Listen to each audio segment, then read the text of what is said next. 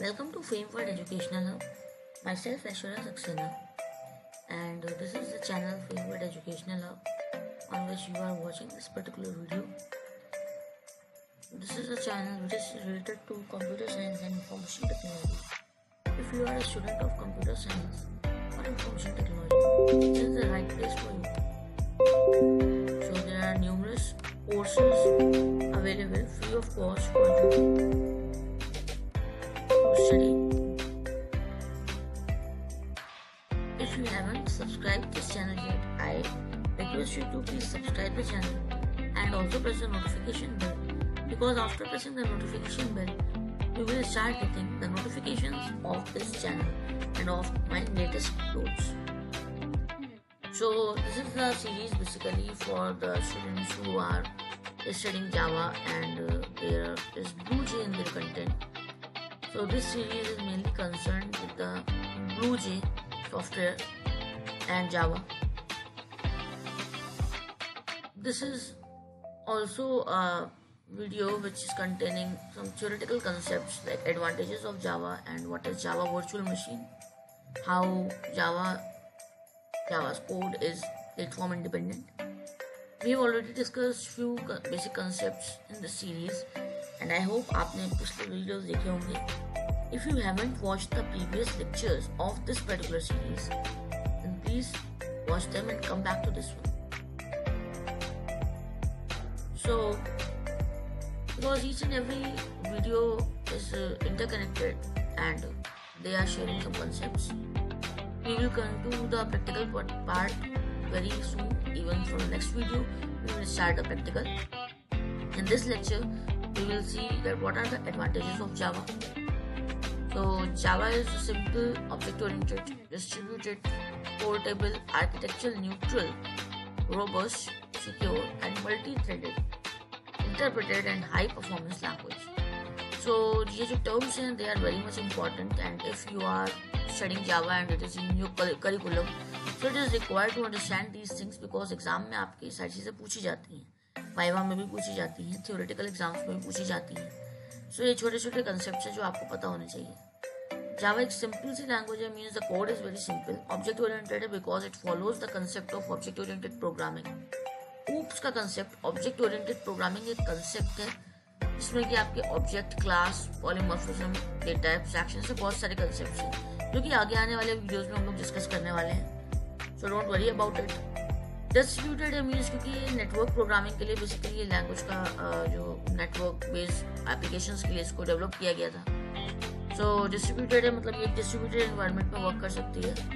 Portable है means इसके जो कोड होते हैं वो C++ की तरह मशीन डिपेंडेंट नहीं होते. अगर आपने कोई प्रोग्राम जावा में बनाया है तो वो जावा का कोड जो है वो एक सिस्टम पर अगर आप बनाते हैं और उसका कुछ भी कॉन्फ़िगरेशन है वो कोड आप एक जगह से दूसरी जगह इजीली ले जा सकते हैं. आर्किटेक्चर न्यूट्रल है का मतलब ये हुआ कि वो कोड आप दूसरी जगह ले जा रहे हैं क्योंकि वो पोर्टेबल है, मूवेबल है. पोर्टेबल मीन्स मूवेबल है. आपने पेन ड्राइव में अपना कोड लिया, दूसरे प्रोग्राम दूसरे सिस्टम में अपने फ्रेंड के सिस्टम में आपने रन कराने की कोशिश की, वो रन करेगा क्योंकि वो आर्किटेक्चर न्यूट्रल है. इससे कोई फर्क नहीं पड़ता कि आपने जो कोड किया है जावा का वो कोड किस पर्टिकुलर सिस्टम पे बनाया गया है. मीन्स अगर आपका विंडोज 6 था, आई एम वेरी सॉरी, अगर आपका विंडोज 7 था, विंडोज 7 64 बिट ऑपरेटिंग सिस्टम या आपका विंडोज 8 32 बिट ऑपरेटिंग सिस्टम था, इससे कोई फर्क नहीं पड़ता है. किसी भी सिस्टम पे जाए, विंडोज 10 पे चलाएं, विंडोज 7 पे चलाएं, विंडोज 8 पर चलाएं या 64 बिट ऑपरेटिंग सिस्टम हो या आपका 32 बिट ऑपरेटिंग सिस्टम हो, इस चीज़ से कोई फर्क नहीं पड़ता. और यही बात है कि ये आर्किटेक्चर न्यूट्रल है. पोर्टेबल मीन्स एक जगह से दूसरी जगह ले जा सकते हैं कोड को, पेन ड्राइव में करके आप ले जाइए, या फिर आप डिस्ट्रीब्यूटेड नेटवर्क की बात करें तो आपका जो सिस्टम है वो डिस्ट्रीब्यूटेड है. मीन्स आपके बहुत बड़े प्रोग्राम्स होते हैं वो थ्रू आउट द वर्ल्ड एक तरीके से डिस्ट्रीब्यूटेड होते हैं. जैसे कि अगर आप जानते हो तो मोबाइल की जो एप्लीकेशंस होती हैं एंड्रॉयड मोबाइल्स की, वो एप्लीकेशंस भी जावा पे क्रिएट होती हैं. तो वो एप्लीकेशंस देखिए आप कभी भी कहीं से भी डाउनलोड कर सकते हैं. गूगल प्ले स्टोर से आप डाउनलोड कर रहे होते हैं तो वो कहीं किसी सर्वर पे पड़ी है, वो कहीं और अपलोड की गई है और आप कहीं और से डाउनलोड कर रहे हैं क्योंकि वो एक डिस्ट्रीब्यूटेड एनवायरनमेंट में. रोबस्ट का मतलब होता है लैंग्वेज जो है वो टिकाऊ है, बहुत स्टेबल है और इसके कोड जो होते हैं वो क्रैश नहीं करते. सिक्योर है मतलब हैक नहीं करना, हैक करना आसान नहीं है इस लैंग्वेज के कोड्स को। तो बैंक के जो सॉफ्टवेयर होते हैं, बैंक के जो सॉफ्टवेयर या पेमेंट गेटवेज जो होते हैं जिसके थ्रू आप ऑनलाइन पेमेंट करते हैं, उन सबको अक्सर जावा में डेवलप किया जाता है। मल्टी थ्रेडेड हाई परफॉर्मेंस और इंटरप्रेटेड लैंग्वेज है क्योंकि इसमें इंटरप्रेटर का यूज होता है।